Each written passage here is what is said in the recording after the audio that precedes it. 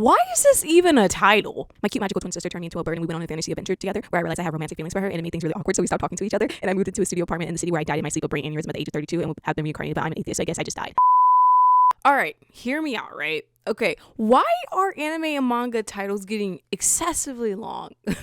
I don't know if y'all noticed this, but I noticed this very recently and while I was scrolling through Crunchyroll actually, and I noticed that they seem very excessive. Like don't get me wrong, I get it. The bigger the better. Whoa, pause. Stop it. Get some help. Look, I don't know if this has been happening forever, but I'm out here trying to find something to watch, and I've got to sit down, take a deep breath, and prepare myself just to finish reading the stinking title. Like, it's crazy. All right. Like, don't get me wrong. We got stories like the time I got reincarnated as a slime. Like, okay, that's fine. You know, I'm still breathing, you know. Then we have others like I'm standing on 1,000,000 lives. Not too bad. But then you hit me with titles like I was reincarnated as a villainess in an ultimate game, but the villainess is actually me. Like, bro, what? That's not even a title. That's a freaking sentence. What's happening? And don't think it's just anime. Oh no, okay? Manga is out here competing for the longest title Olympics, okay? If you scroll to the bottom of the manga websites, like page, let's say 80 or something, you can tell there's a 20% chance of finding a good manga. The rest, I'll be honest with y'all, I'm being straight up, complete ass. Like, you scroll down so far, it feels like you smell something bad, but can't figure out where it's coming from, and then you realize it's shit that's attached to your shoe this whole time. Like, kid you not, that's how it feels. That's exactly how it feels finding manga in this section. I'll be honest, guys. I'll be honest. And then, but of course, you know, there are good ones, don't get me wrong, but you first have to differentiate between the two long ass titles, okay? So I can see, look, I can see why they're very descriptive, because they're trying to give you an idea of what the story is going to be about. Because mind you guys, keep this in mind, you still got a 20% chance of finding a good one. So all you got to do now is differentiate between the titles. That's all you got to do. The titles might be a whole stinking paragraph. You still got to differentiate it, all right? That's the only way. Now, here's the thing, okay? There's actually a reason behind all this extra stuff, all right? So apparently, a lot of these long-ass titles come from light novels.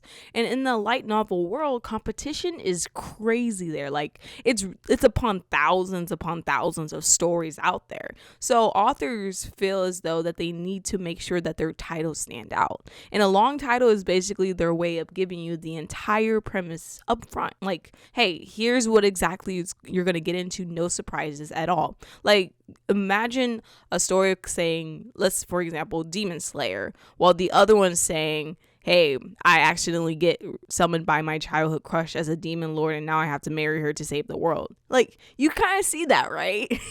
You see the stark difference, and you already know the whole entire plot of the other story before you even open the book. Like, I can see why that's like a whole way of capturing the audiences, you know. And it's not just for fun. In Japan, a lot of people buy their light novels or manga online where they only see the title and maybe a thumbnail of the cover. So a long descriptive title is basically like clickbait for anime and manga fans. So I thought that was very interesting actually, looking into that. But I also think it's still kind of excessive, you know, because keep this in mind. I'm going to give an example in the Western culture, especially since I am from the United States of America, since that's the only perspective that I have.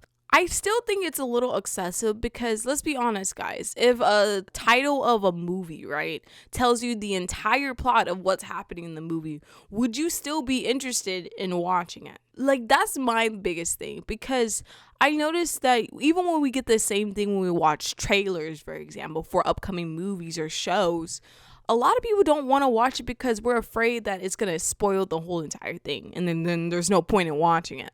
You get what I'm saying? So I can see why, like, yeah, it's a good thing and stuff.